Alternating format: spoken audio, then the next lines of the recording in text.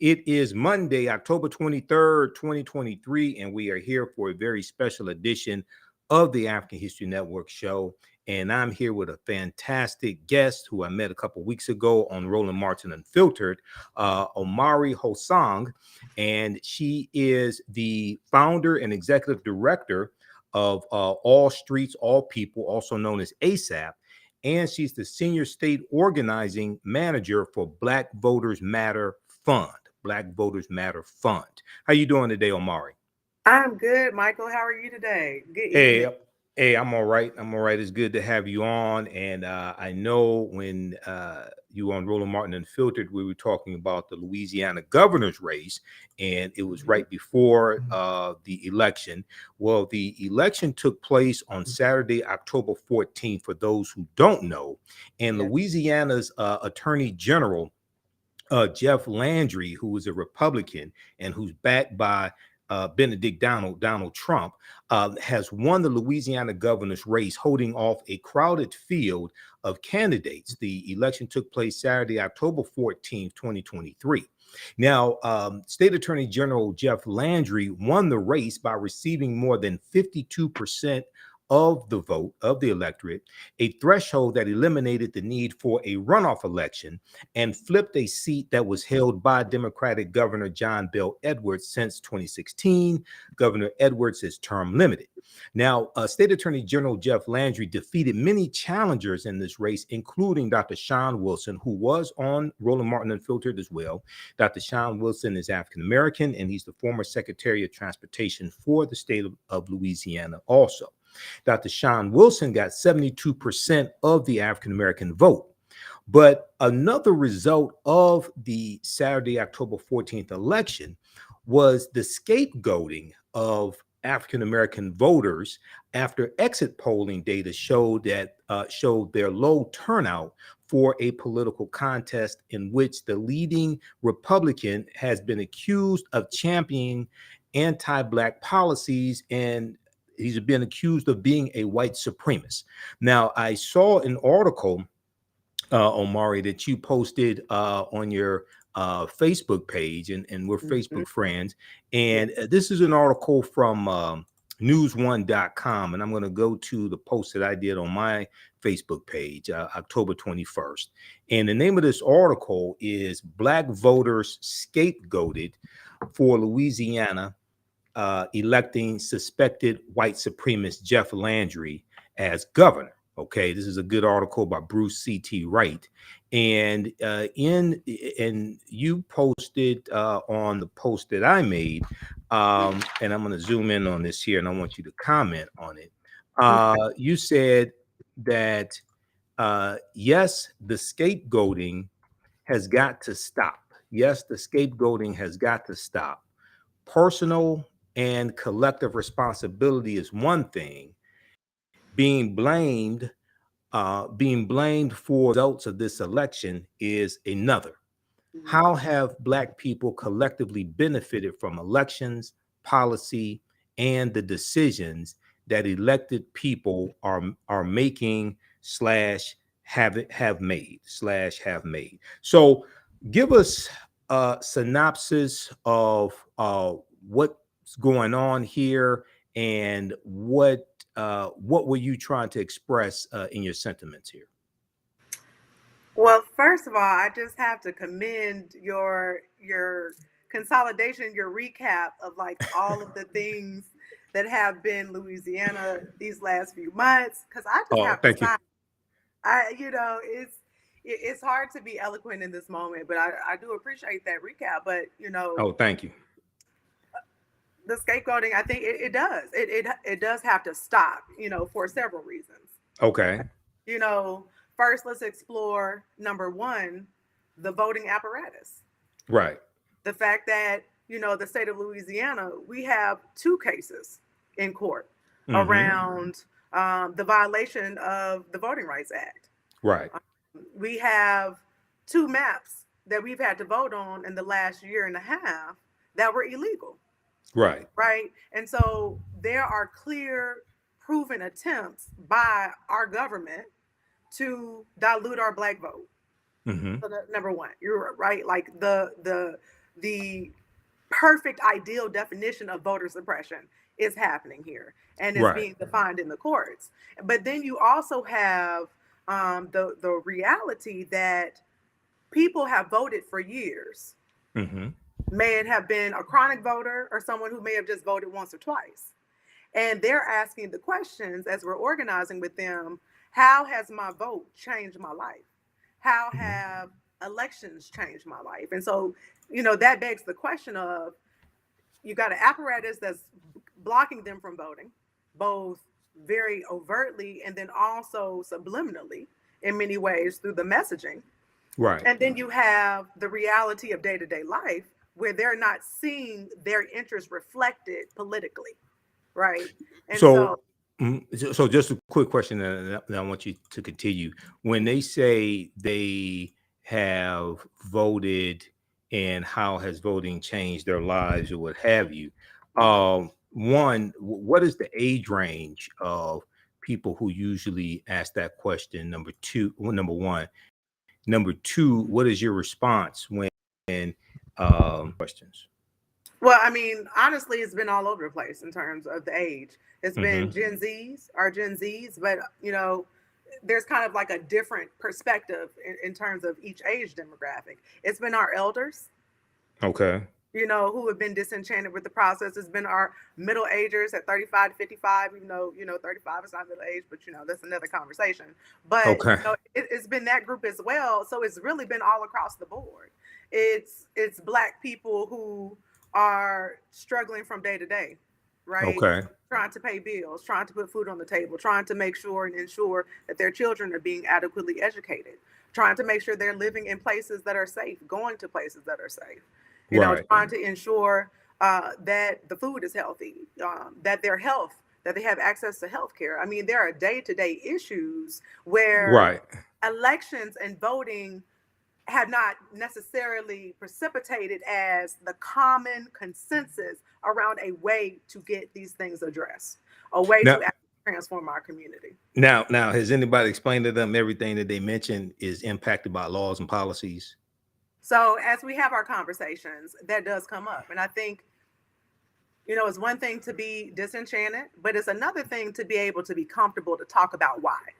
So it Mm-hmm. does create an entry point for us to have conversations about the way these things connect with policy, the way these things connect with the people who we're putting in office.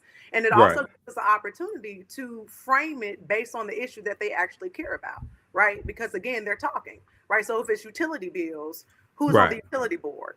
Who's on that public service commission? Who owns the utilities in your city? If it is gun violence, what are the policies and laws municipally on the local level around criminal justice? How is your civil service board functioning? So Right. it creates entry point not only to say these connect to who you're voting for, so let's go vote, but also an entry point to say that we as people collectively have power when we vote, but also when we show up and pay attention to how these various things that are ailing us, whether it be paying bills, whether it be gun violence, whether it be something else, making the connections to the levers that make these things happen. And Right. the bottom line is, when it comes to politics, when it comes to governance, when it comes to societal issues, there are individuals that are making these decisions. And many of these individuals we are voting for are not voting for. Absolutely. Well, as I explained to people, and I'm not just a political commentator, I'm also a historian. Politics impacts every aspect of our lives, from the water we drink to the air we breathe to the food we eat. And politics is the legal distribution of scarce wealth, power, and resources, and the writing of laws, Ooh, I statutes, need to write ordinances. that down. Absolutely. Politics is the legal distribution of scarce wealth, power, and resources, and the writing of laws, statutes, ordinances, amendments, and treaties, their adoption, interpretation, and enforcement. And I saw this firsthand when I was on the committee to write an executive order for the city of Detroit. So I've seen politics up close and personal firsthand. Okay, so what I want to do here is I want to go through and let's look at this piece here from newsone.com. And I first saw Okay. this article on your Facebook page, and Okay. then I took a screenshot of it and shared it on my Facebook page as well. And I contacted you. I said, because we were already talking about having you on my show here after we were on Roland Martin Unfiltered together. So I want everybody to read this article written by Bruce CT Wright from news1.com. This is one of the reasons why African-American owned media and responsible African-American owned media matters. It's from October 5th, 2023. Black voters scapegoated for Louisiana electing suspected white supremacist Jeff Landry as governor. Now, Jeff Landry is the current state's attorney general for Louisiana. And very briefly here, I want to go to this point here. Okay, another byproduct of Saturday's election was the scapegoating of the exit polling showed low turnout for a political contest in which the leading Republican was being accused of being a white supremacist who particularly champions anti-Black policies. John Cuvillan, a Louisiana-based pollster and CEO of J Enterprises, a data analytics and consulting firm, pointed to low Black turnout as a primary reason why Jeff Landry was elected. The Republican Jeff Landry was elected. On Saturday, October 14th, election day, an estimated 17% of voters who went to the polls were African American. Okay, Cuvillan posted on the social media app formerly known as Twitter. Okay, now the numbers were not much better among early voters, with 26% of people casting ballots ahead of election day African American. So African Americans made up 17% of those voting on election day, and 26% of early voters. Now, African Americans are 24% of let me see, in total, 72% of Louisiana's white voters participated in the Saturday, October 14th election, compared to 24% of Black voters. All right. Now, the voting along racial lines corresponded with their respective preferred candidates. As I stated, African-American voters overwhelmingly supported Dr. Shawn Wilson, Louisiana's former Secretary of Transportation and Development. He was on Roland Martin Unfiltered. He's a brilliant brother. Dr. Shawn Wilson got 70% of Black voters, while just 12% of Black voters voted for Jeff Landry. Okay, so what do you make of this, Omari? And then I'm going to continue with this piece here. Well, number one, the numbers are so sad. They're sad. That's the reality. They're facts. That's who showed up. And yes, it was clearly a low Black voter turnout.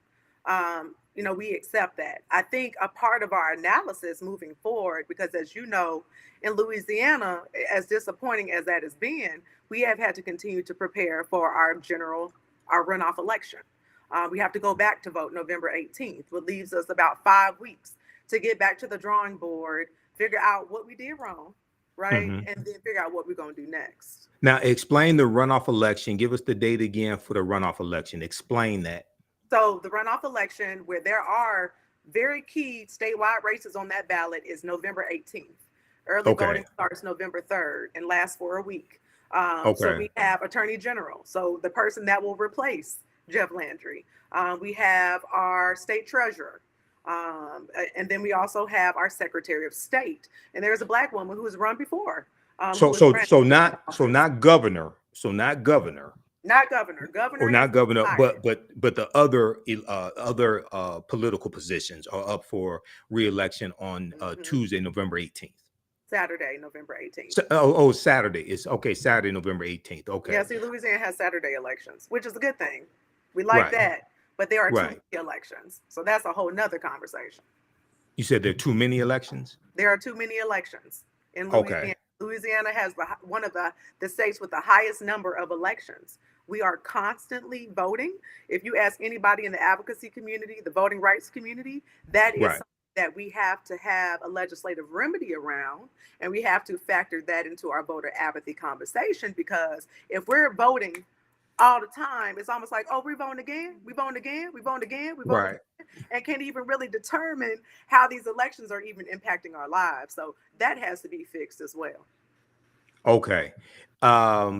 So when people ask the question, how has voting impacted my life?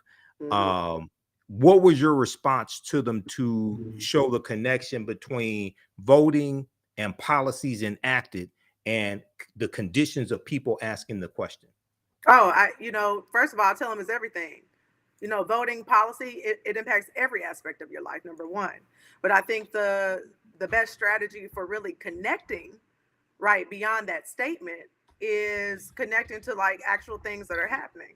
So again, Right. somebody who is in the midst of utility crisis and they're talking about they don't want to vote. Well, in your city, the city council and the mayor are your utility board. And Right. so if you're in an instance where your lights are being cut off because you owe $3,000 on your bill and they don't allow payment plans, guess who you need to take that to?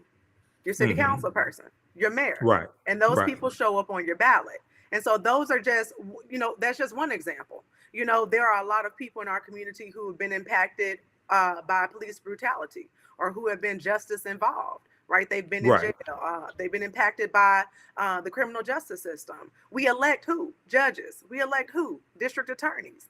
These are people who make decisions around who goes to jail for how long someone sits in jail before they're bailed out. Our sheriffs, they run our county and parish jails. So, the list is endless. And I think the more molecular and the closer to home that we get to the person that we're talking to, the more we can really tap into the reality that when you don't vote, you continue to allow other people to make decisions for you. And then further than that, you have to do more than just voting, right? And Right. that conversation cannot happen just during the election cycle.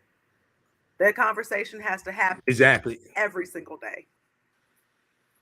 It's a continuous process, and what's also important is what you do after the election is over with, and the engagement after the election is over with, pushing policies, holding elected officials accountable. So one of the mistakes, and I argue that as a people, African Americans have never really been taught to play the game of politics to win. Okay.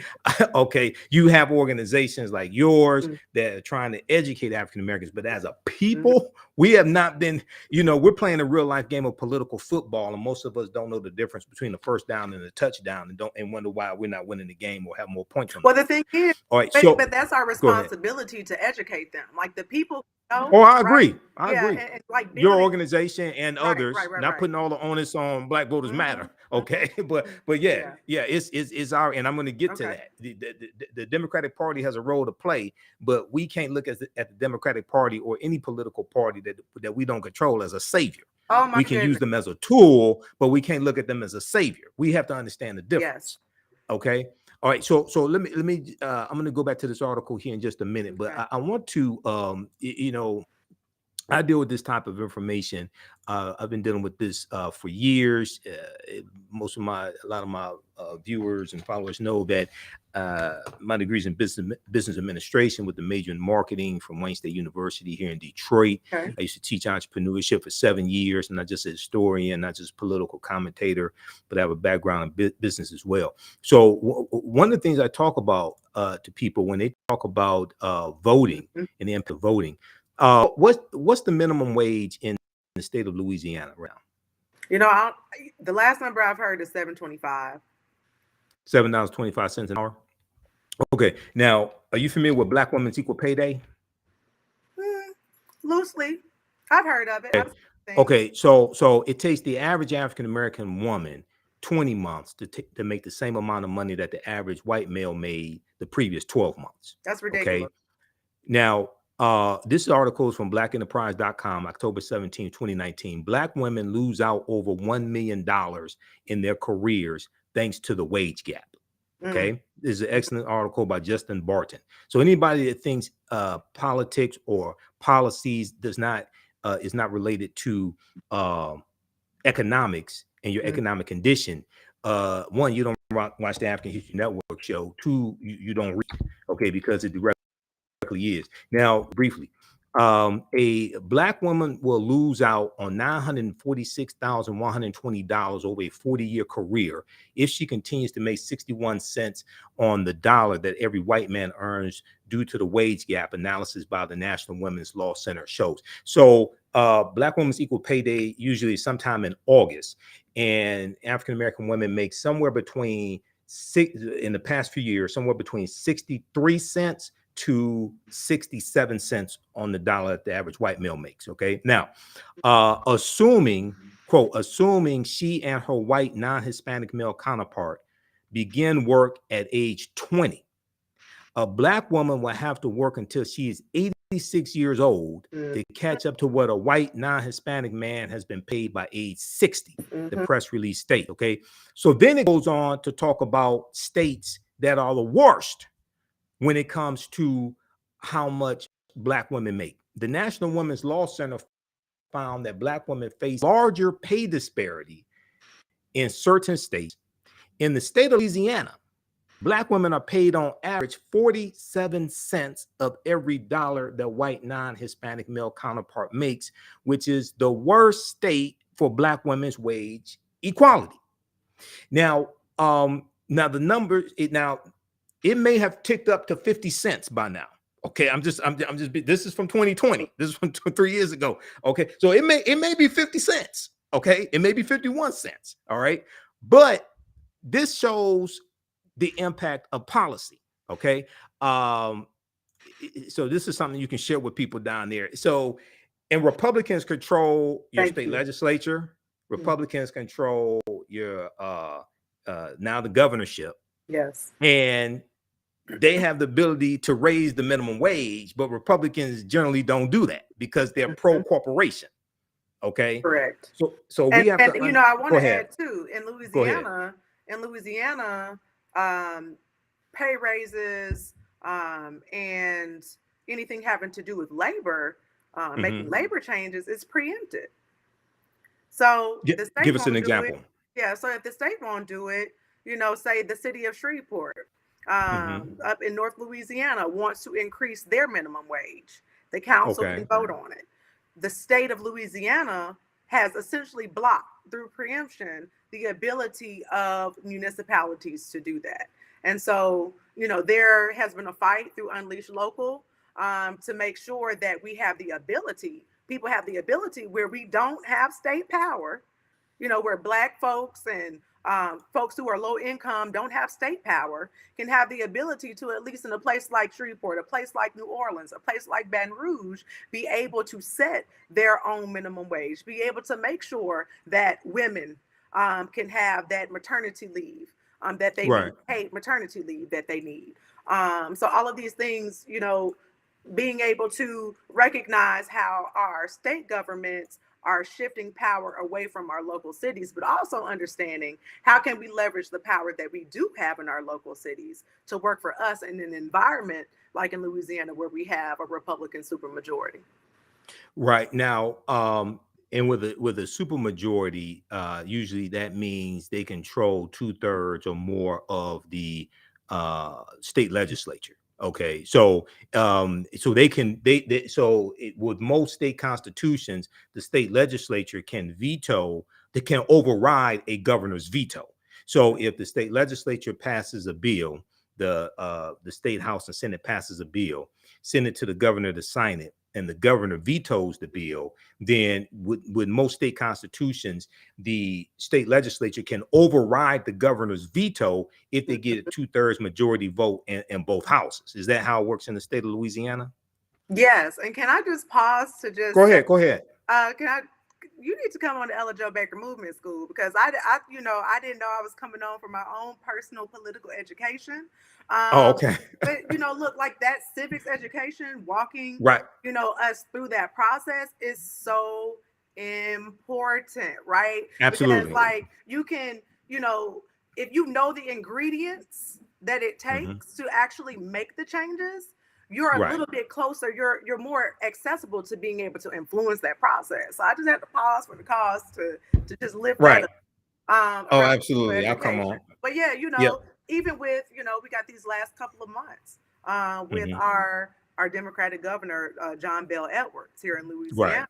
And so if there was a policy, say he wanted um, to just do anything, right? He wanted to stop the legislature from doing something per se. He, with our supermajority, does he really have the power to do so? Right. Right. And So this. Mhm. go ahead. Go ahead. Go ahead. Go ahead. Finish your No, so thought. it just speaks to, you can have who you want in the governor's office, but if your Right. state legislature is in a chokehold by whichever party, it is almost impossible to get things done or to get policy passed in that type of environment. And this is why I explain to people it's not just the president, it's not just the governor, but it's also your state house. It's Yeah. also your state senate. That's Mhm. extremely important because they're the ones that legislate. That's the state legislature. Mhm. Okay. They're the ones that write the bills. The governor signs the bills into law.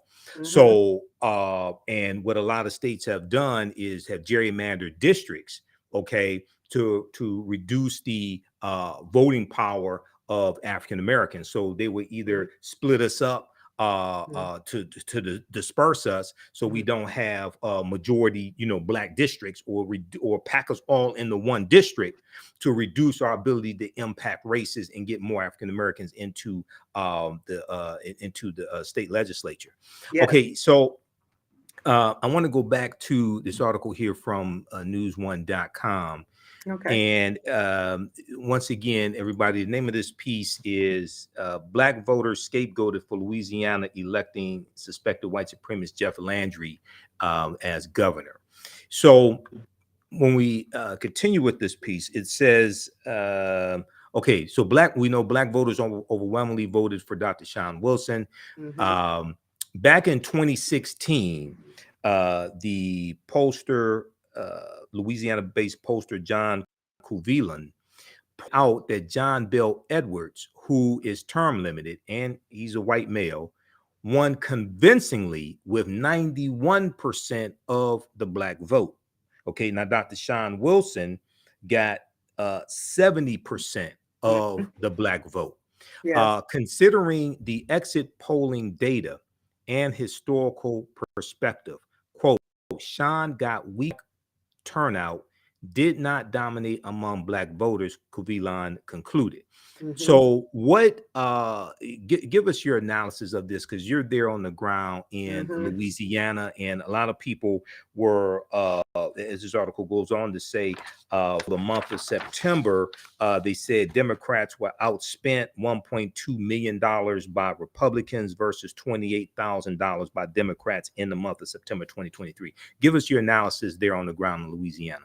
Right. So, number one, it was very shocking to see the amount of people who did not realize that a black man was running for governor. So there was that. It was a huge, yeah, it was a real thing, very much a Right. real thing that people had no idea. And then I don't think there was a general consensus across the black community of those who did know that he could win. Mhm. Right there's this idea that has Louisiana in a chokehold that a black person cannot win a statewide office. Now, Right. what is that ideology come from, or where do you think it comes I, from? I would assume anti-blackness and racism in the state of Louisiana. Of course, I think it's connected to um, like the disconnectedness in the black voter pool Hmm. around agreeing on a common candidate. I think there are a lot of implications as to why we can't elect, a black person statewide. And I think we need to continue to have that conversation and really dig in into why. We do have a large number of black voters in our state.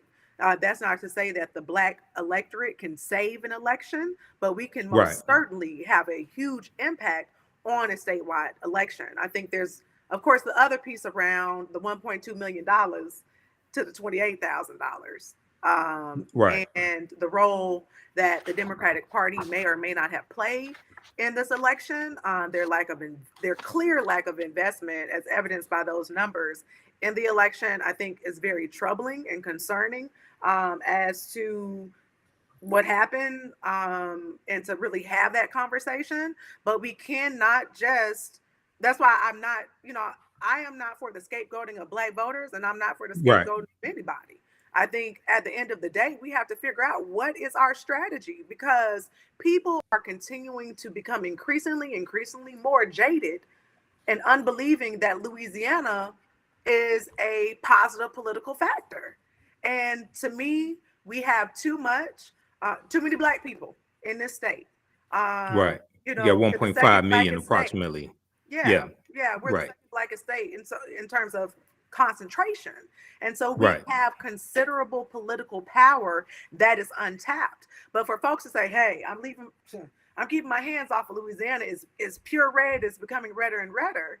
To them, I say, how is it that we can really tap into this 920,000 plus Black voters if we don't invest in what it takes to do that?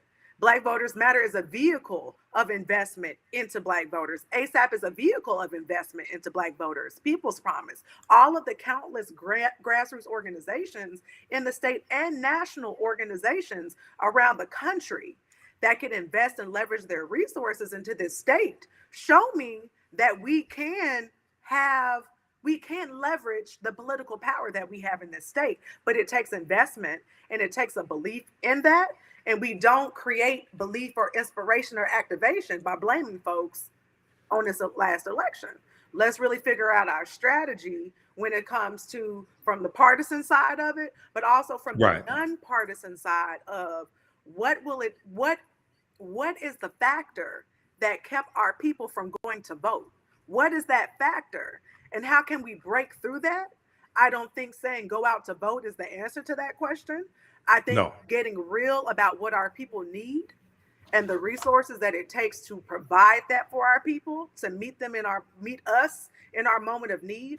I think that's a multifaceted answer, and it is a diversity of institutions and organizations. But we're going to have to come together and get on one page, because this political game is deadly everywhere, particularly in Louisiana, where we have the petrochemical industry.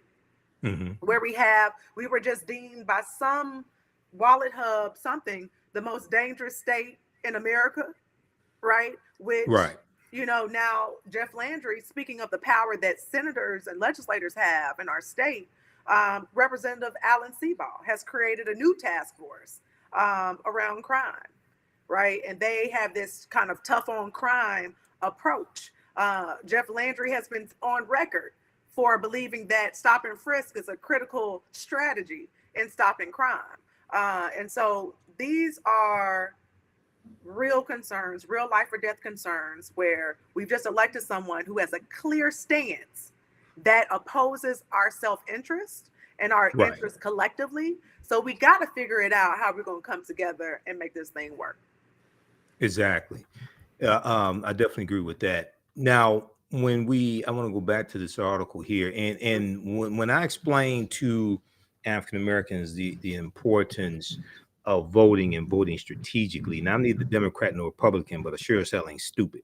I can see whose policies, I can see who consistently votes against our best interests, votes against policies that are beneficial to African Americans, and I see who consistently, generally speaking, votes for policies that are beneficial for us.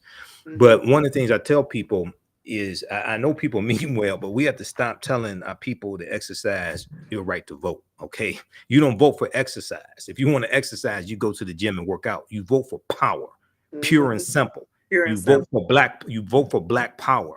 You vote for policies that are beneficial to you, your families, your communities, and the policies that are beneficial to African Americans are beneficial to America in general. And you vote for people who will craft those policies and put them in place, but also people who will vote to protect your gains as well. Because one of the mistakes that we make is we don't understand the concept of protecting gains that have already been made, and don't understand how to assess gains that have been made as well. Okay, so there are always people trying to turn back the clock. You look at the U.S. Supreme Court. They struck down affirmative action when it comes to college admissions. Okay. after affirmative action was put in place by President Lyndon Johnson in September 1965. All right, but this was a result of the 2016 presidential election, and Donald Trump winning by 78,000 votes in Michigan, Wisconsin, and Pennsylvania, and too many of our people not understanding how the Electoral College works. And I hear people say, oh, the popular vote doesn't matter. No, the popular vote does matter. It's the popular vote per state that matters. Okay, because when you become president-elect by getting 270 Electoral College votes, you get to 270 by winning the popular vote in the state. When you win the popular vote in the state, then you win the Electoral College votes associated with the state. So Republicans won 2 presidential elections in about 20 years by winning in the Electoral College, but losing the popular vote, because a lot of our people haven't read the U.S. Constitution, because the U.S. Constitution created the Electoral College. So when you understand the rules of the game, then you understand how to win the game. Yeah. Okay. This is what I'm saying. We've never been taught this as a people. Okay. If you go to, I tell all my listeners, go to loc.gov, Library of Congress, loc.gov, or archives.gov, U.S. National Archives, and read the U.S. Constitution. It's there. You can read it for free. Okay. Okay. And so when we look at this is why I tell people talking about voting third party for president. I'm like, no third party candidate has won a single Electoral College vote since 1968. You need 270 Electoral College votes to become president-elect. So when you talk about voting third party, you're talking about throwing away a vote. Okay, see, you're trying to score 16 points on a field goal. That don't exist. Yeah. Okay. Because you don't understand the rules of the game. Okay. So we're about to take ourselves out. This is a mistake.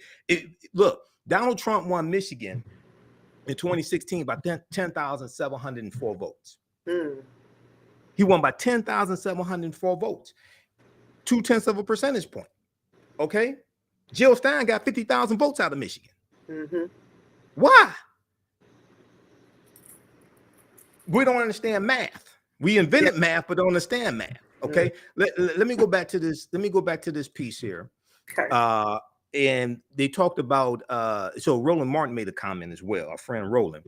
We're both on. I'm on the show every Friday. It's been October this month is my 3rd year anniversary of being on Roland Martin Unfiltered for the past 3 years. I'm on there. Oh, thanks. I'm on every Friday as a panelist providing historical and political context and commentary. So journalist Roland Martin also suggested Black voters didn't do their part in Saturday's election by asking, quote, how in the hell did Black voters in Louisiana not turn out in major numbers to keep this sadistic man out of the governor's mansion? Okay, end quote. Now, just so people understand, Roland had Omari on the show. Roland had Jeff Chambers on the show as well. Who ran for the U.S. Senate in Louisiana. Gary Chambers. He had him on. I was on with Gary Chambers as well. Roland had Dr. Shawn Wilson on. So Roland has been in support of African Americans getting out and voting, and especially voting for Dr. Shawn Wilson. So it's not like he's speaking after the fact and hasn't been educating people on what's been going on in Louisiana. Roland Martin's question was in response to a social media post drawing attention to Jeff Landry's documented history of anti-Blackness. Okay, here's the tweet from Roland Martin as well. Okay, so comment on this and what are comment on Roland's post or comment, and then what are African Americans saying now that is like, okay, now Jeff Landry wins and he has a history of anti-Blackness and anti-Black policies? So this is a layered question. Let me deal first with Roland. That's fine. So it's a legitimate question. It is a legitimate question. Why didn't we turn out? And my question would be, how many people actually knew Jeff Landry's record? Was that widespread? I saw several Jeff Landry commercials, but I didn't really see, and that's not saying they did not exist, but I didn't see any commercials that really spoke on Jeff Landry's record that made it widely known. I did not see a lot of signage. There Right. are many people that I have talked to that said they never heard from one candidate or the other, or even received those common calls we get during an election like this, a call or a text to get out to vote. Right. Right. And so I think there needs to be a serious question about capacity. And that's Okay. why I speak about solidarity a lot in terms of Black folks everywhere need to be helping Black folks everywhere as much as we can.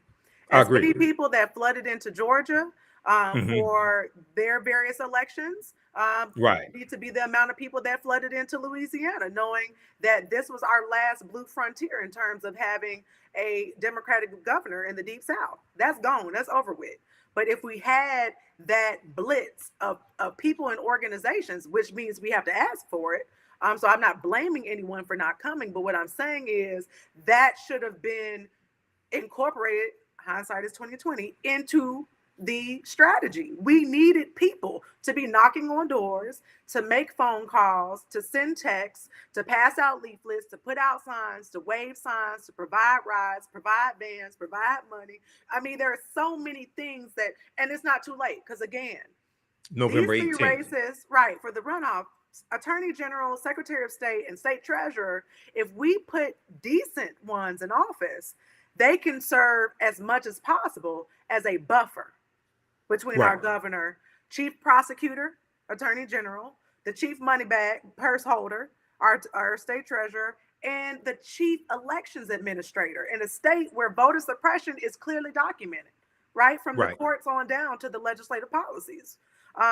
So we have an opportunity. And so I'm calling on people who have those resources that know that the Black electorate in Louisiana, by number, just by number, Hmm. shows our immense potential and our immense power, not only on the state level, but as you talked about the electoral college. When you win the popular vote, you win the electoral votes. And we know Right. that that has been the Republican strategy, especially in states like Louisiana. And Voter so there are suppression. still Yep. some blue parishes, but there is a blue block here, but there's an even bigger Black block that Hmm. holds power, that we can continue to hold out hope and build on the state level. But that Black power that we have, we really need to start building campaigns and leveraging it on the local level because the revolution is local, and we can't forget that. But then Right. also too, next year is 2024, and Hmm. so there's work to be done around that. Not forgetting about November 18th here in Louisiana. But then I know that in every community in Louisiana, there is something going on that is hurting our people.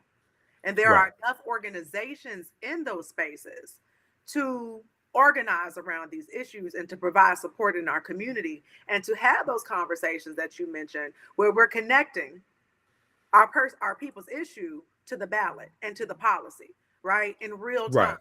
And that has to be a part of the strategy as well, to empower these local organizations to be able to organize locally around the actual issues, the issues that would actually that we can address, but that would actually drive people to the ballot if they're starting to see, if they finally see how these issues impact their life and how voting is a step in order to reach that solution. Absolutely. When Gary Chambers was on Roland Martin Unfiltered, and I actually Mhm. posted that clip. I actually broadcasted that here on our fan page. And this, so those of you who follow the African History Network, you can watch that clip of Gary Chambers and myself and Roland discussing this on Roland Martin Unfiltered on our fan page, the African History Network, and my YouTube channel, Michael Imhotep. I asked Gary about how do they connect the history of Louisiana and the history of voter suppression in Louisiana and the Mhm. Louisiana State Constitution of 1898, which Mhm. imposed poll taxes, literacy tests, but also a grandfather clause Mhm. as well. And it also imposed a 9-3 majority rule when it came to felony convictions. Mhm. So if you had a jury of 12 and nine people Non-unanimous found you, juries. yeah, nine unanimous juries. If nine people found you guilty and three found you not guilty, then you were guilty. And this is for felonies. That was done specifically to nullify the African American jurors on a jury, because based upon that 1898 state constitution, African Americans could serve on juries. Okay, so they put that rule in place. Now it was they changed it to 10-2 after some decades, and they changed it to unanimous in 2018. Okay, how do you all make the connection from that Louisiana state constitution that, and parts of it are still in effect today? How do you make that connection from that to policies and conditions that exist today that negatively impact African Americans in Louisiana? Right, it can't be disconnected. I think about the ballot initiative that we just recently have been dealing with around the slavery exception clause, which is still alive and well in our Louisiana state constitution. And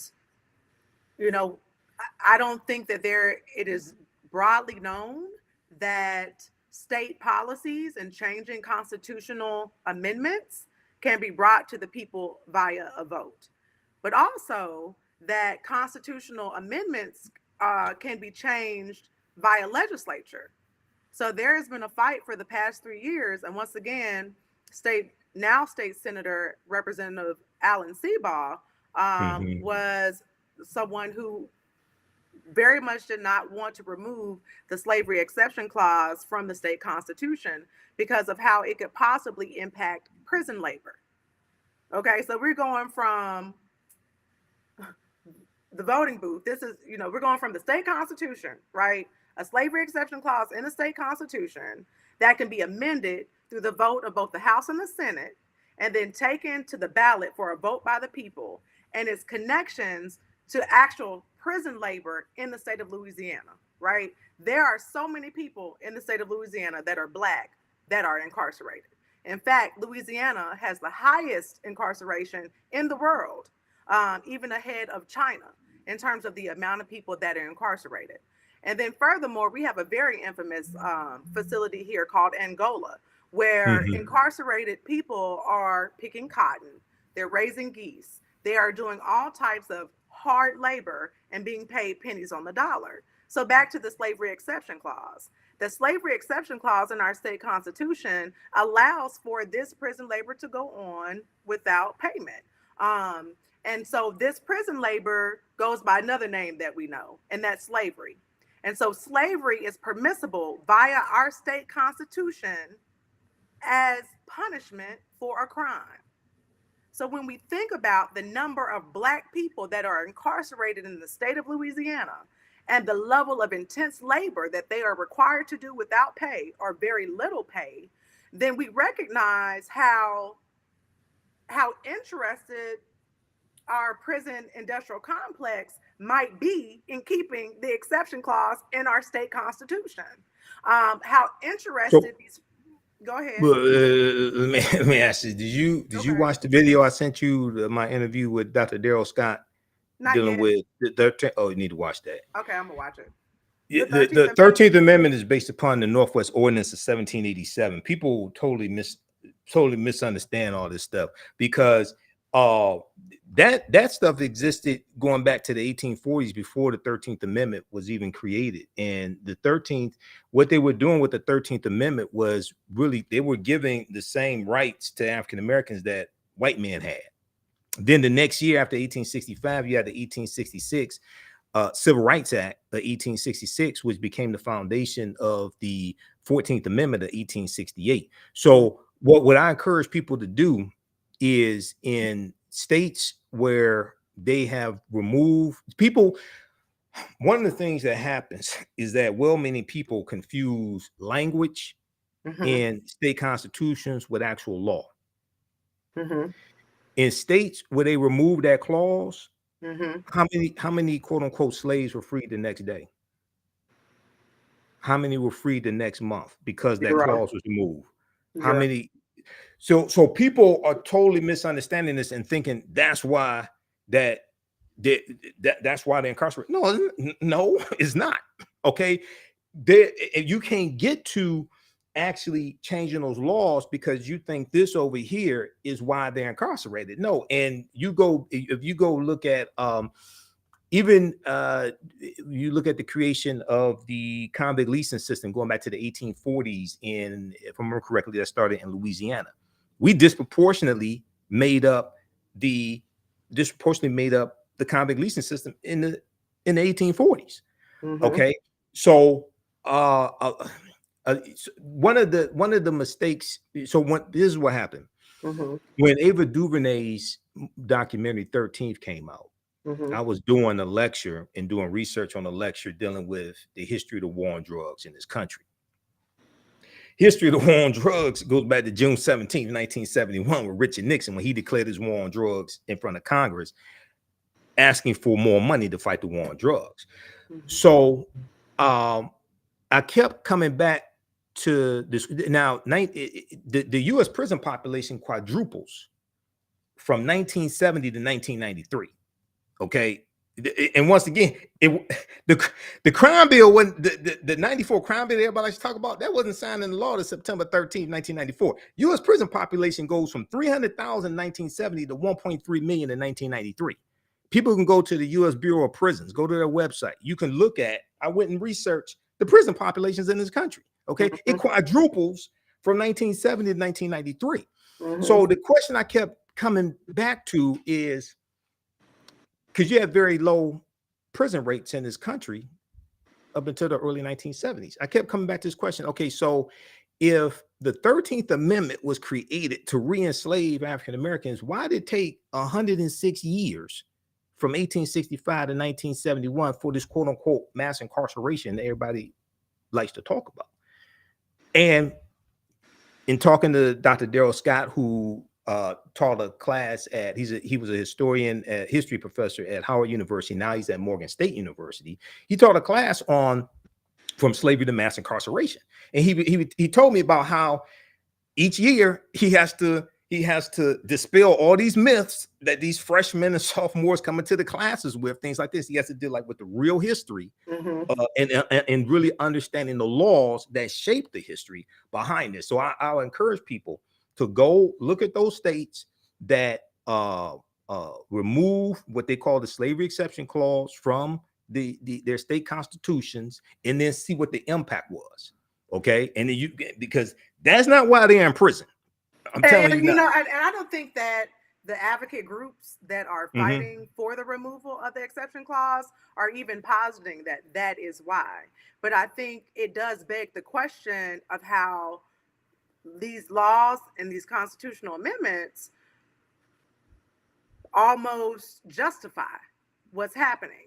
And I think it creates the space for a conversation, not only around hard labor, but you were talking about the war on drugs or the war on crime, during the Nixon presidency, how, maybe a law does not directly contribute to a thing, may not directly contribute to folks being in jail, but it creates an environment where it is acceptable for there to be a war on drugs, for there to be, an over policing of Black bodies and under policing of Black communities. It creates an environment.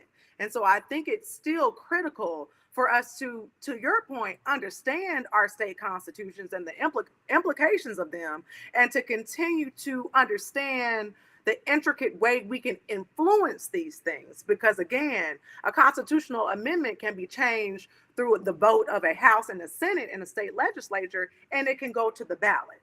And so I think and I see what you're saying, like the policy did not directly contribute, this amendment did not directly contribute to mass incarceration in Louisiana.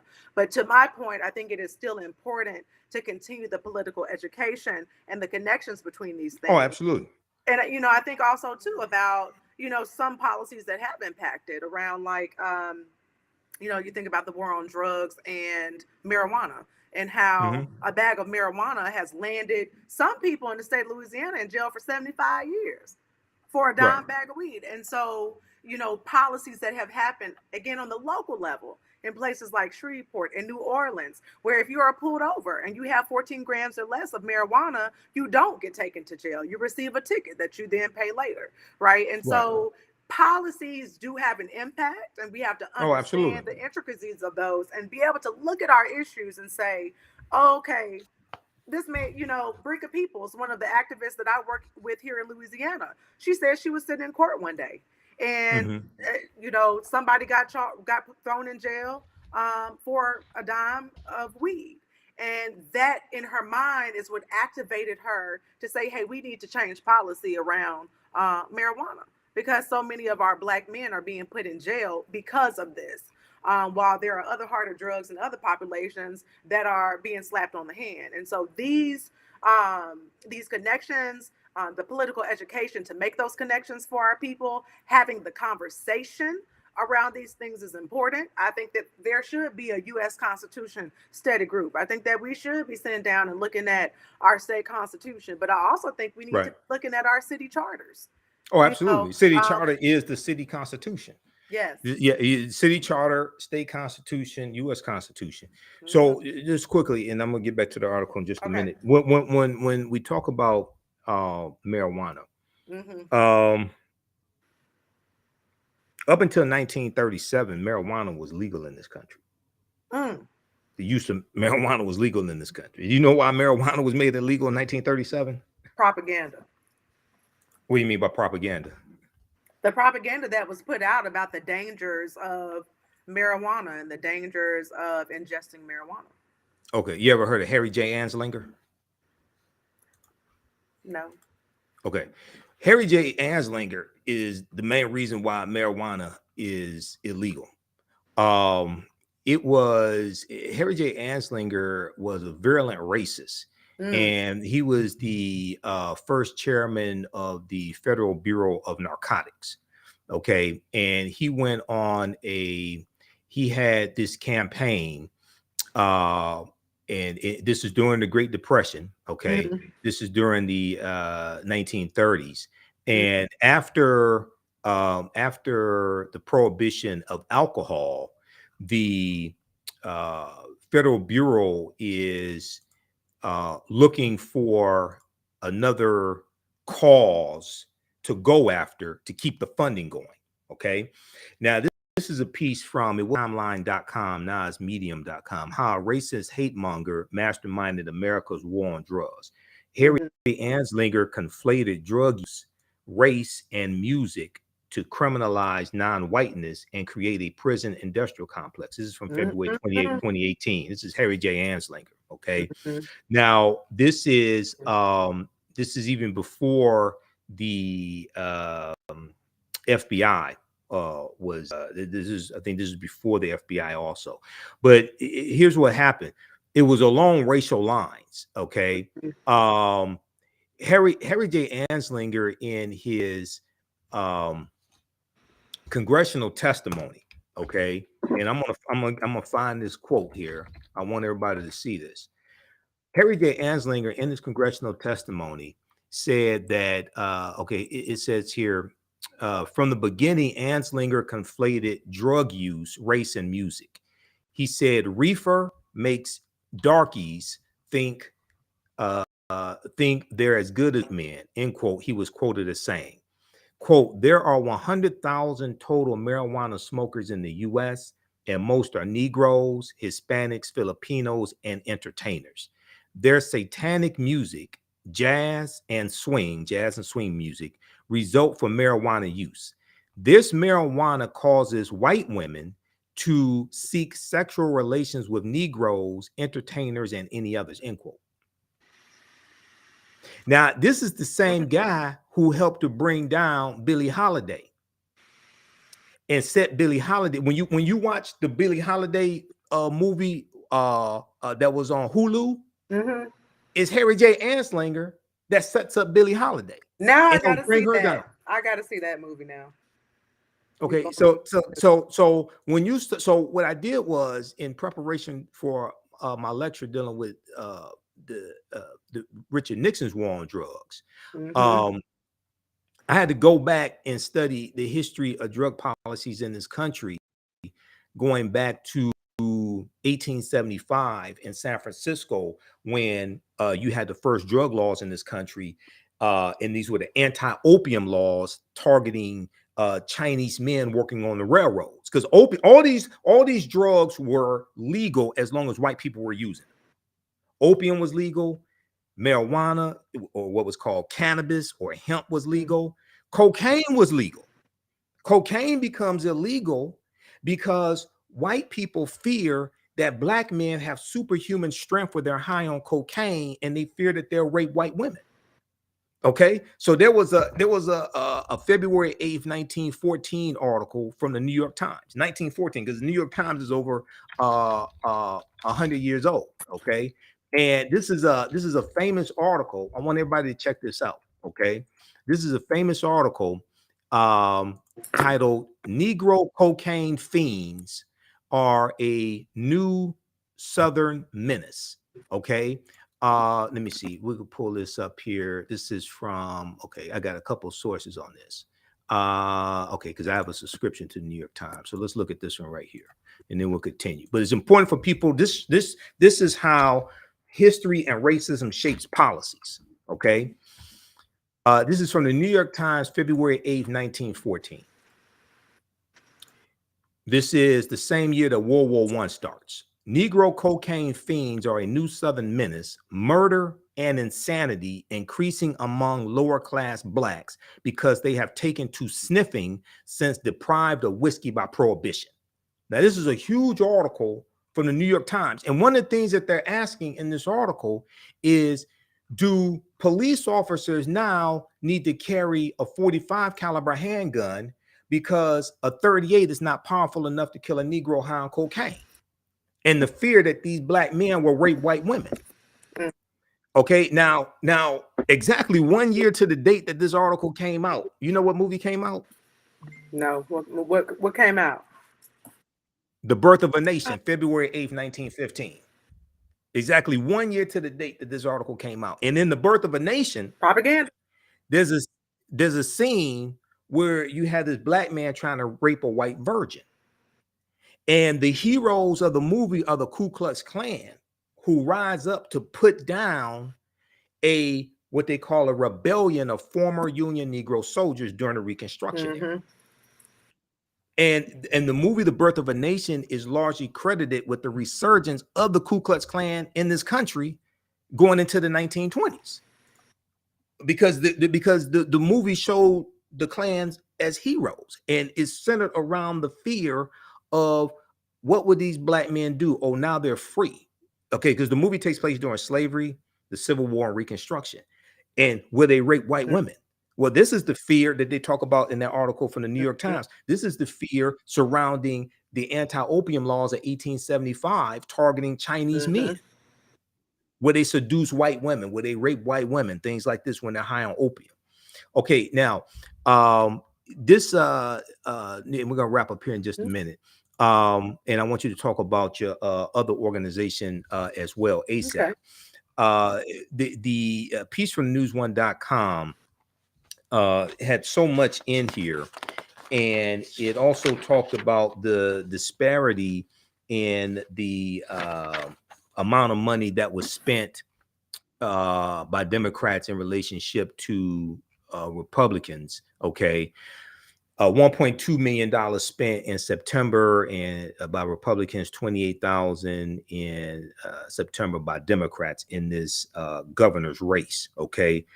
Talk about that discrepancy for a minute, and what do you think African Americans especially can do to combat that in future elections? Well, you know, the discrepancy is very alarming. I would love to, you know, hear from our party leadership to really understand that a little bit better, and kind of, you know, what did the resource ask look like, and kind of what were the gaps? Was there a hesitance to invest, and just really learn more about that? But I also think what this speaks to in terms of like Black people is that if this is the party that we want to build our power in, we have to start running for office within the party. You know, again, I always like the revolution is local, right? You got your state party, but we also need to be running for our DPACs and our DSCCs. We need to now explain that DPAC and DSCC. Explain that. Break down those acronyms. The DPAC is the district. So like you have your state representative district. The DPAC is over that level, that I guess that district level in terms of the Democratic Okay. Party. They make up the members of the Democratic leadership in the state. And then you have the Right. DSCC, which is based on your state Senate district, right? And so you have Okay. individuals like me and you that can run for leadership in those groups, in those Right. committees. They are committees. They are Democratic committees. But you also have executive leadership, which is the leadership that is on the state level. So you have your various districts over certain levels. Like there's a district that will govern Shreveport, and there's a many parishes that are within that DPEC district, and there are even more parishes that are within the DSCC district. And then you have your executive leadership, who work closely with the chairman and the executive director of the party. And so you can run for those positions as well as members of the party. And so it's important that we not only talk about running for office in the context of running for all the many offices that show up on a public ballot, but for offices Right. within the party, with the caveat that I do not believe the Republican or the Democratic Party is going to save us. I don't believe that, Correct. one party is going to be able to address the gamut, the comprehensive, pervasive level of the issues that we as Black people experience. But I think it is important to learn how to leverage the political system. And so the DPECs and the DSCCs, they exist. The Executive Council of the Democratic Party exists. Run for office and be able to influence, to bring in resources. If we only spend $28,000, what leadership role can you play to bring more resources in? But, so that's from the partisan perspective. But also there Right. is the conversation that we need to run for office. We need to vet Right. people to run for office. We got brilliant Gen Z and millennials that are out here that are doing wonderful work outside of the political apparatus, that have the talent, that have the skill set. They just need the support, the ask to run for office. Devontae Lewis is an example of a young, brilliant person who leveraged their skill set and ran for office, and now is the youngest public service commissioner in the state of Louisiana.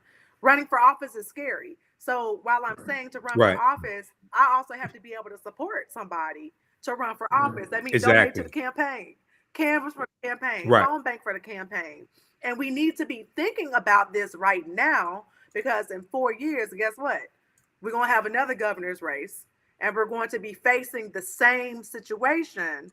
And so we want to be ahead of that situation by, let's vet our next governor. Let's vet our next lieutenant governor. Let's vet our next state senators. Let's vet our next House representatives. Let's vet our next Congress people. Let's vet and let's educate and let's support.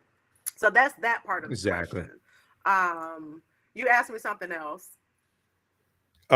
It was okay, so we can do that.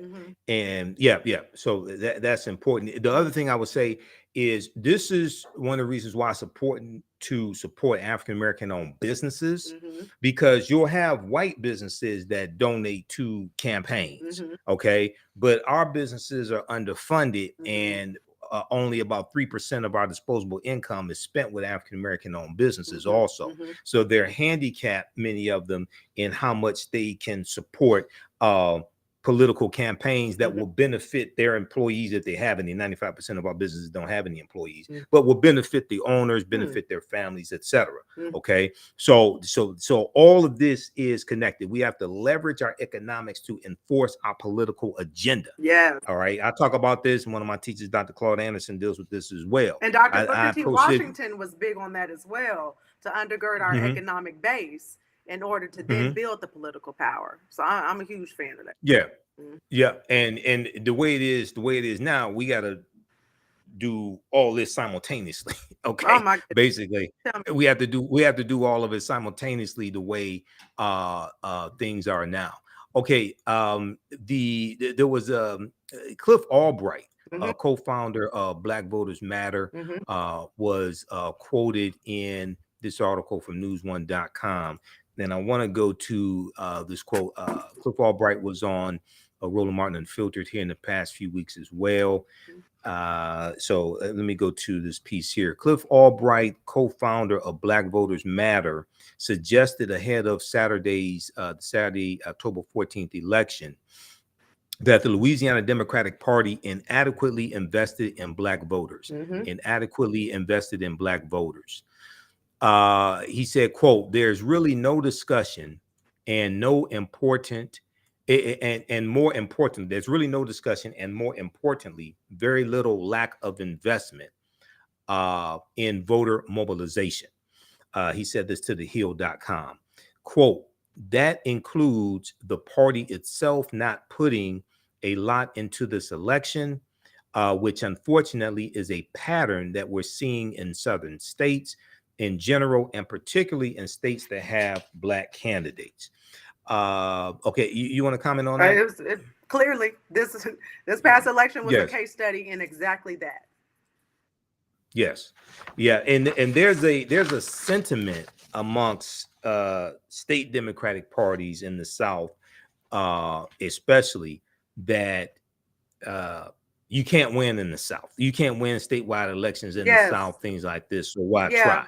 Okay. Yeah, I mean, because look at Governor John Bel Edwards. Yes. He was a white candidate though, right? And so did that have to do with his success? Because as you said, 91, 97, like upper 90% of the black vote that he got in comparison to the 71% that Dr. Shawn Wilson, black candidate, got for the vote. Right. And so like that's a real conversation, and we really need all of our great minds on that, because I think again we have like enough untapped power in the state and enough progressive support from our white allies who we have to tap in as well to win elections.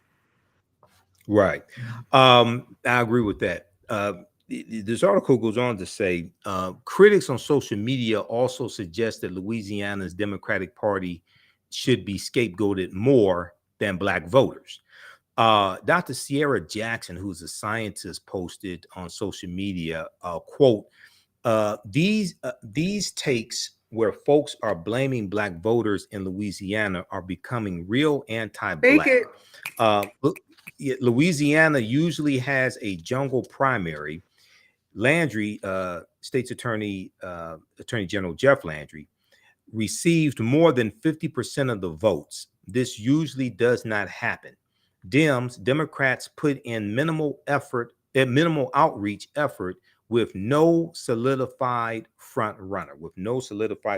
I think there were more than a dozen people who were running on the. How many were running on the Democratic side? Was it more than a dozen? No. On the Democratic side, there were only like 3 or 4 Democratic candidates, 3 or 4, but there were on the ticket like 12, like 14 people that were running, mostly 14 Republicans, and there was an independent ran as well.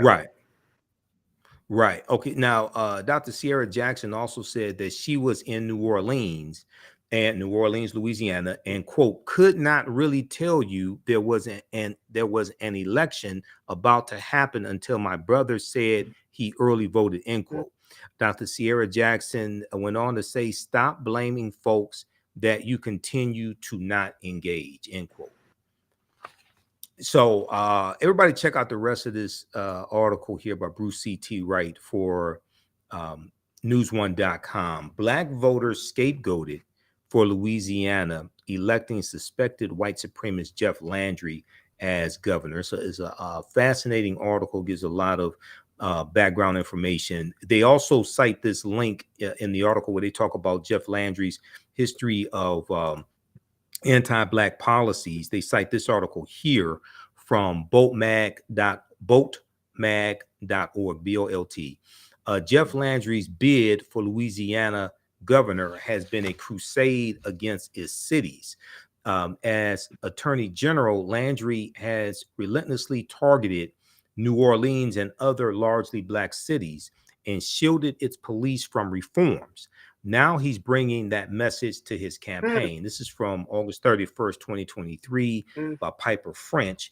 And just quickly here, just to give you one example, it says, since he took office in January 2016, Landry has waged a rhetorical war on crime in New Orleans, filled with racist dog whistles, implying that the majority black city is lawless and out of control. Quote, he definitely appeals to race, said Bruce Riley, the deputy director of Voice of the Experienced, or VOTE, a group of formerly incarcerated Louisianans and their allies that advocates for criminal legal reform.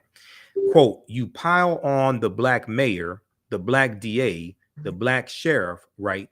It's known as a black city, end quote. So you can go ahead and comment on this, and then I want you to tell us about ASAP, No, your other organization. that's absolutely true. He's has a history, a track record of targeting or wanting to target black cities, black advocates. Again, I have a very good comrade in Brika Peoples who was arrested for marching black men to the polls during Jeff Landry's tenure as Attorney General. And so this is very real. He wants to reveal the arrest records of juveniles, but only in specific cities: Shreveport, Baton Rouge, and New Orleans, right? And so he is not hiding. It's very obvious with what he is doing. Again, going back to the revolution is local. Your DA is on the local level. Your mayor is on the local level. Your council person is on the local level. And we have to start getting real. Local areas are black cities where we have, as Bruce was saying, our black sheriffs, our black DAs, and our black mayors. We have to get real about how is our blackness serving our community. How we black, but are we passing any black legislation? Are we helping any black people? You know, we have to get real about that. What legislation do we need to put on the table to protect our people? Protect our people from poverty, protect our people from the weather, the crazy Louisiana weather, protect our people from arrest, protect our people from death and sickness, from violence. What are we putting on the table locally to really leverage and flex our power?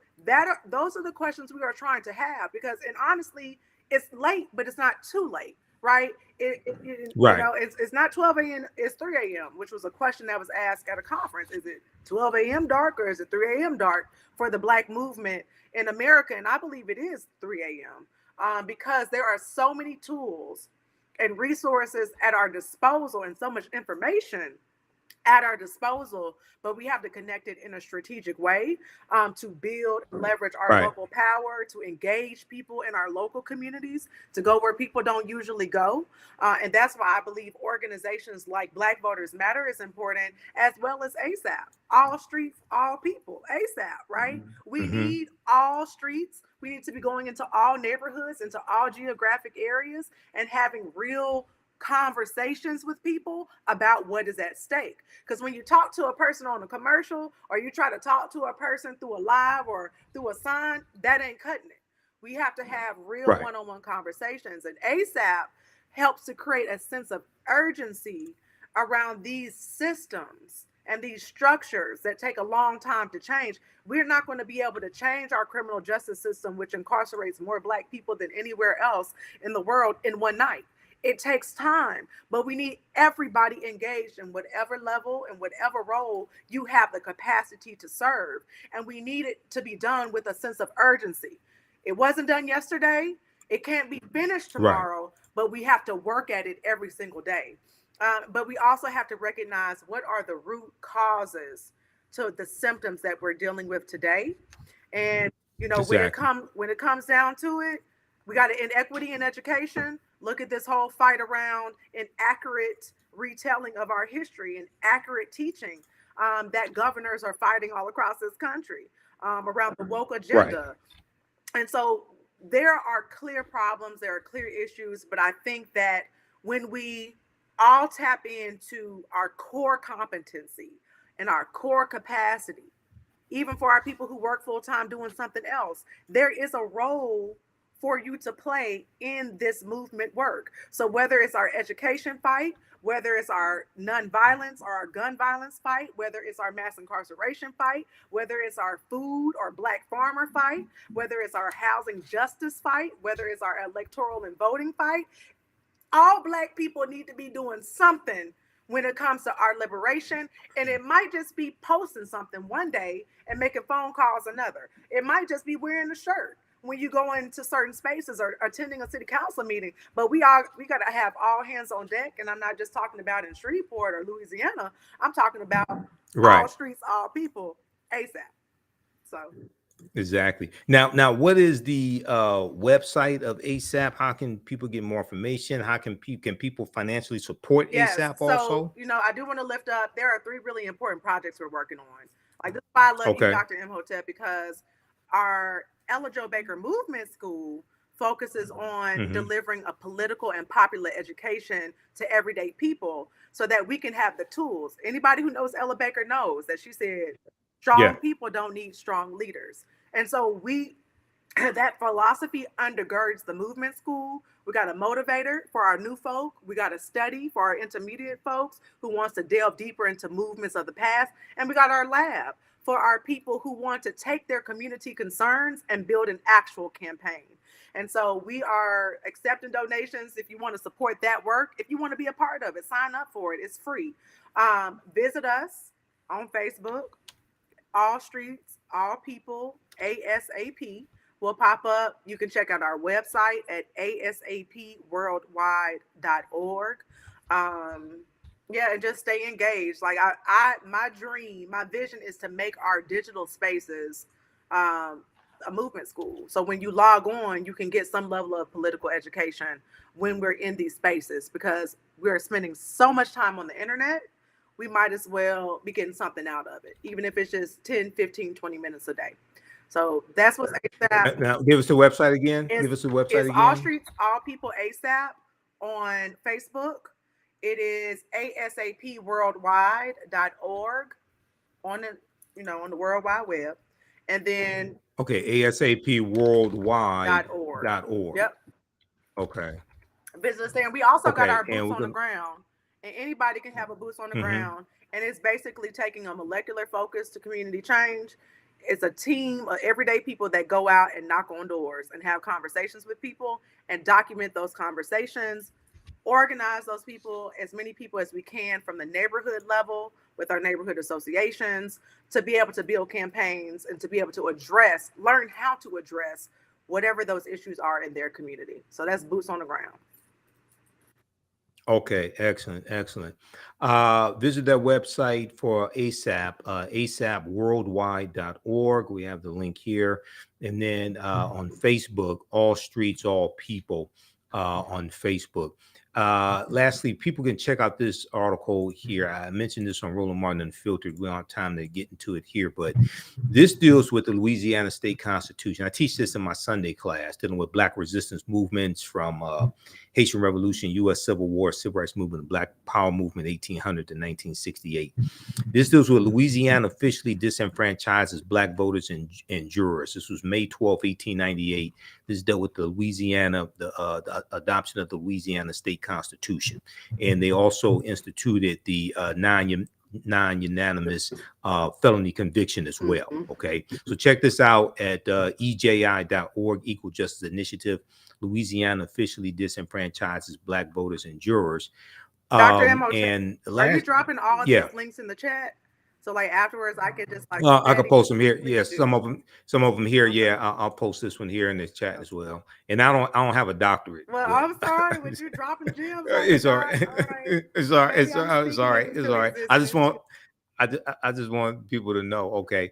Then the Associated Press article that I also referenced in the opening of the show. Republican Jeff Landry wins the Louisiana governor's race, reclaims office for GOP. This is from the Associated Press, October 15, 2023, by Sarah Klein. And then going into one of my early questions in this discussion, when I was asking you, when people say, what do we get for our vote and things like this, were they talking about specifically locally, or were they talking about voting at the national level, president, U.S. House of Representatives, things like this? What were they speaking of specifically? In general, how is voting changed? How has voting impacted their life in any way? And then I think also there is a sentiment in the community around the fact, the feeling that presidential elections, they already have the candidate chosen. Right? Like, I would just, them people already know who's gonna win. There's that sense that we really don't have any real say or any real control over who's elected president.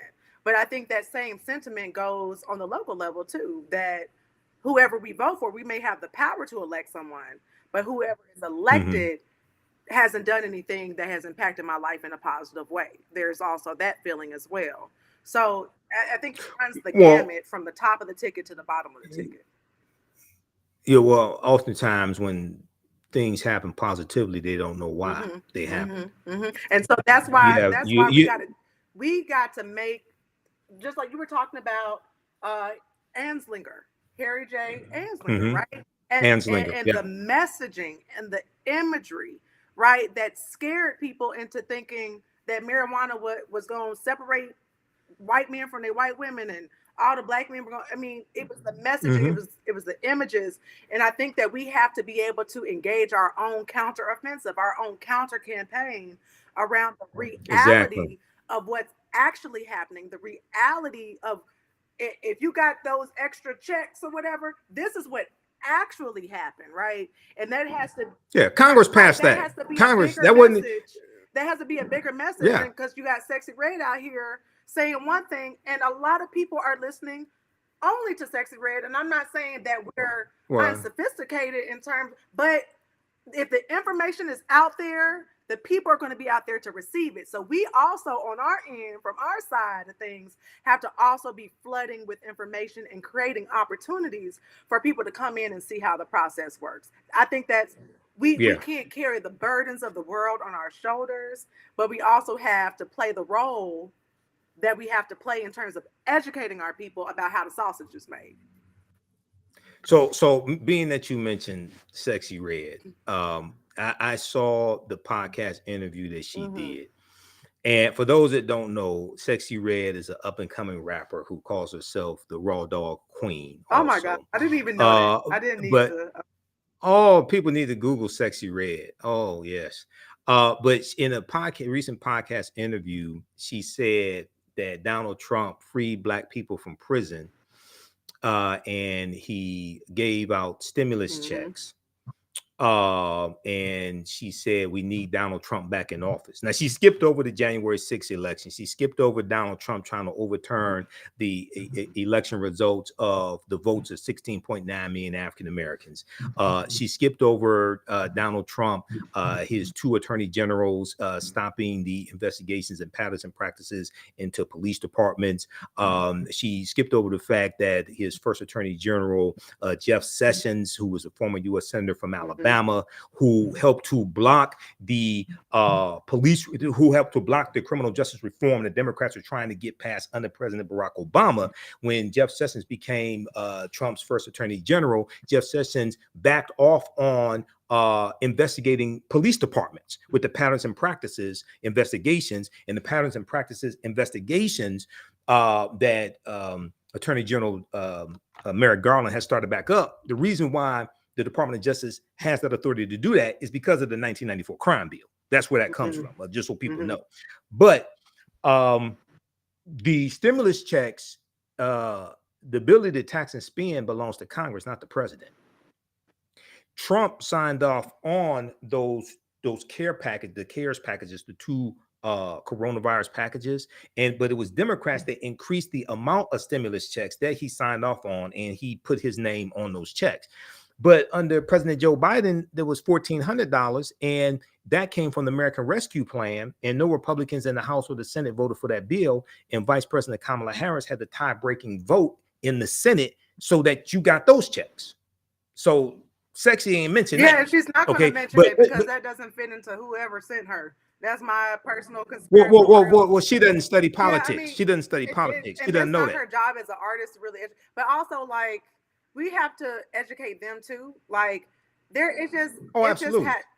There's so much that needs to be done. But what I will say is what you just said got to be broken down into like 20 to 30 second or 1 minute clips and flooded out there. And, people of influence saying the same thing, because those are the facts. And unless we're vigilant about using the tools at our disposal to get the facts out there, the misinformation will prevail and it will become common knowledge, because I can't tell you enough right now how Instagram and places like TikTok and other places, a lot of us and a lot of people in my age group, I'm 33 years old, talking about they want to vote for Trump. And the talking points that they are utilizing that, right? And so there has got to be a massive so this is what I do. This is overhaul of education. Okay, I'm done. Well, we've been miseducated, and like this goes back to my point. A lot of us are playing the real game of political football and don't know the difference between a first down and a touchdown. So one of the reasons why I'm a political commentator is because I do the research. I'm not just a historian, not just former teacher of entrepreneurship and managed Black-owned companies that had government contracts. But proper documentation ends all conversation. So one of the things that I do is to provide the evidence that this is, now I'm the only person that I know of that has dealt with this, and I deal with this on a consistent basis. This is at whitehouse.gov. Whitehouse.gov is the official website of the White House. And this is a fact sheet. The Biden-Harris administration advances equity and opportunity for Black Americans and communities across the country. This is last time I checked, is about 36 pages. It goes through and breaks down the policies from the Biden-Harris administration and how they are helping the African-American community. Now, some people may say, oh, well, they talk about minority in here. Well, based upon Title VI of the 1964 Civil Rights Act, Section 601, non-discrimination in federally assisted programs, race-based policies are illegal, which means you can't have policies for only one race of people. So people want policies specifically for African Americans. That means you don't understand law. That means you haven't done the proper research. And a lot of us don't understand law.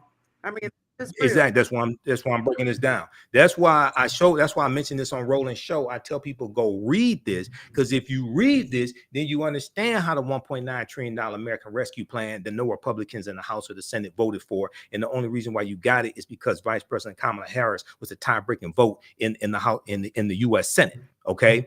And it talks about how 1 million Black children were lifted out of poverty because of the earned child tax credit. It talks about the stimulus checks. It talks about the money that went to HBCUs. It talks about how in 2021, $5.8 billion went to HBCUs from the Biden-Harris administration, which is a record amount of money. It talks about jobs created, okay, as well. And a few months ago, we had the lowest unemployment rate in history for African Americans, even though it may fluctuate from month to month.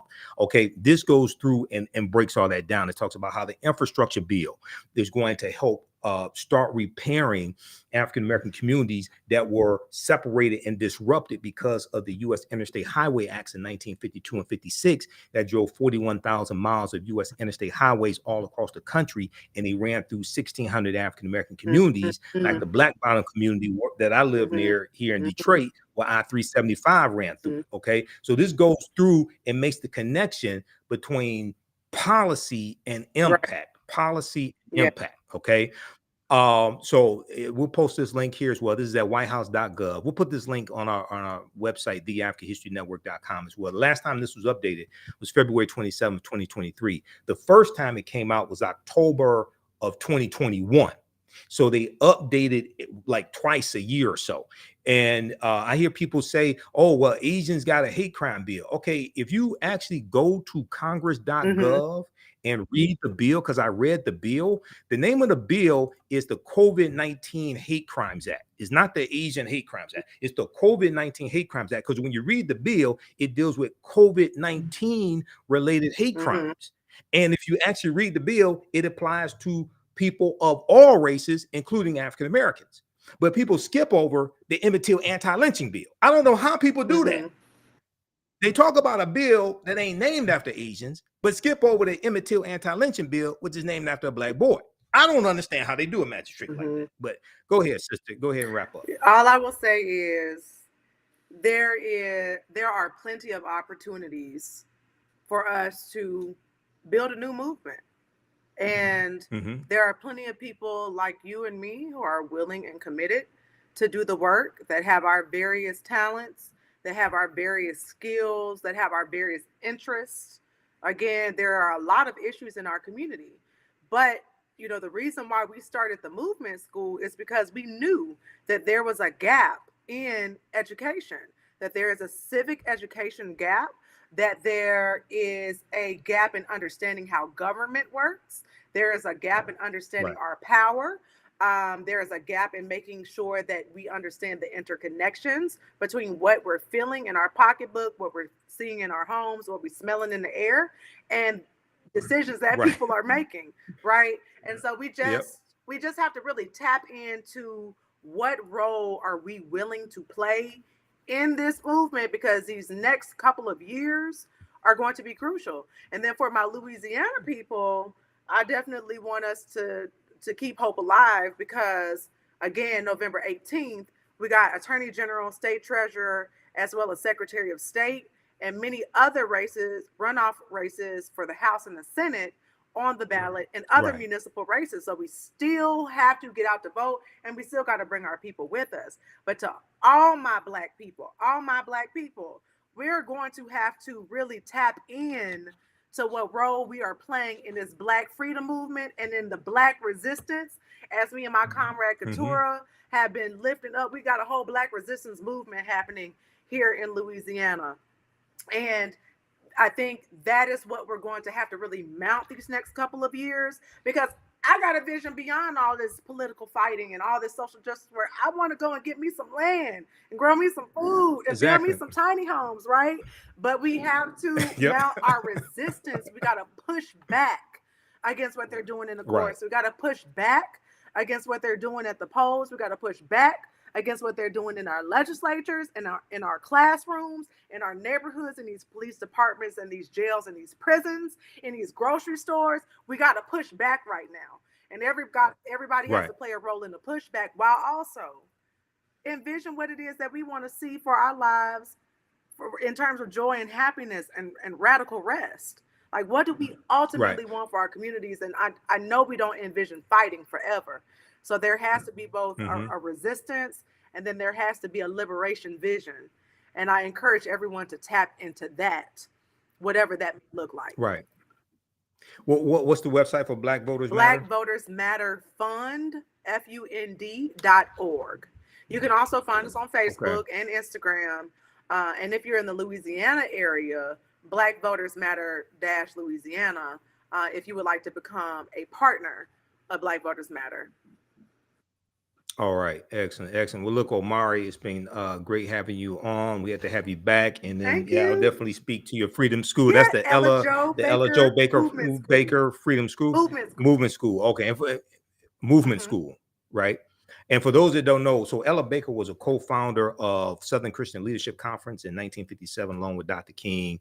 And she also helped to organize SNCC, Student Nonviolent Coordinating Committee, in April, right around April of 1960 as well. So she is really an unsung hero, I would say, of the civil rights movement. It's probably because she was a woman. And you know, a lot of people, now what I say may go outside the circumference of some people's awareness, but you know, John Lewis said it best. He said the civil rights movement was led by a lot of black male Protestant ministers, and most of them were sexist. Okay. And Dr. King was a sexist also. Those that study Dr. King know this. And Ella Baker leaves Southern Christian Leadership Conference after she's passed over for a permanent leadership position, because Dr. King and other men in the organization did not think that women belonged in permanent leadership positions. So she leaves SCLC that she helped to co-found.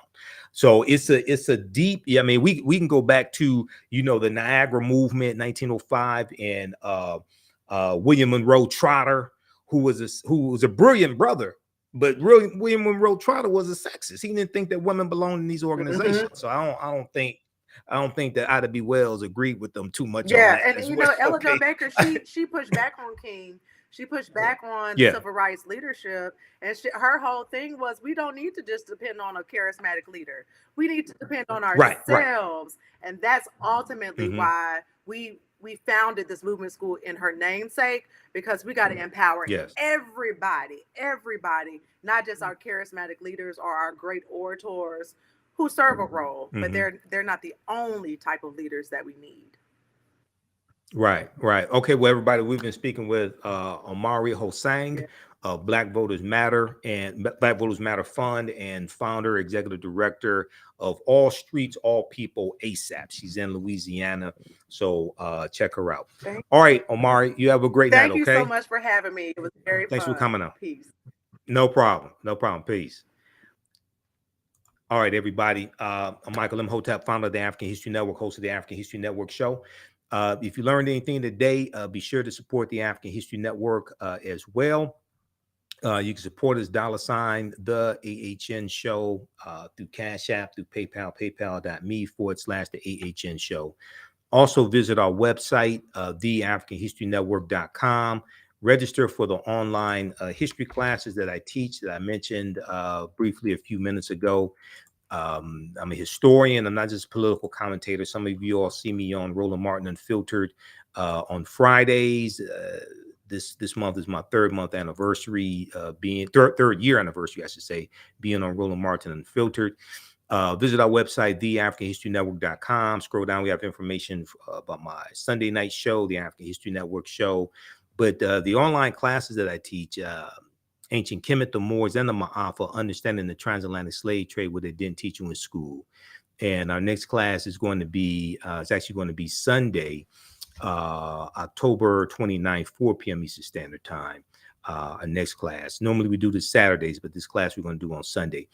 We do thousands of years of history and what leads up to the transatlantic slave trade taking place. Okay, so we had a great class this past Sunday. We did a class Sunday, October 22nd, and I do a PowerPoint presentation. We have book references, articles, video clips, and we take you all throughout history. It's about 80 articles, every reference. There's 15 books. We show you excerpts of the book on the screen. I created the PowerPoint presentation. We have about 200 slides in the PowerPoint presentation. Then my Sunday class, Black Resistance Movements from the Haitian Revolution, U.S. Civil War, Civil Rights Movement, Black Power Movement, 1800 to 1968. Okay. And that class picks up where the other one, the first class, leaves off. All right. So we did a free class session on Saturday, October 22nd. So if you missed that, visit our website, theafricanhistorynetwork.com. You can register for that free class session and you can watch it. It's archived. We do the sessions live. All the sessions are archived and recorded. You can go back and watch it anytime. And you can join us in class on Sunday, October 29th. Okay. All right. We have to get out of here. Remember, at the African History Network, we focus on educating, empowering, and inspiring people of African descent throughout the diaspora and around the world. Because right now it's correct wrong behavior. It's not over till we win. Wakanda forever. And we'll talk to you next time. Peace.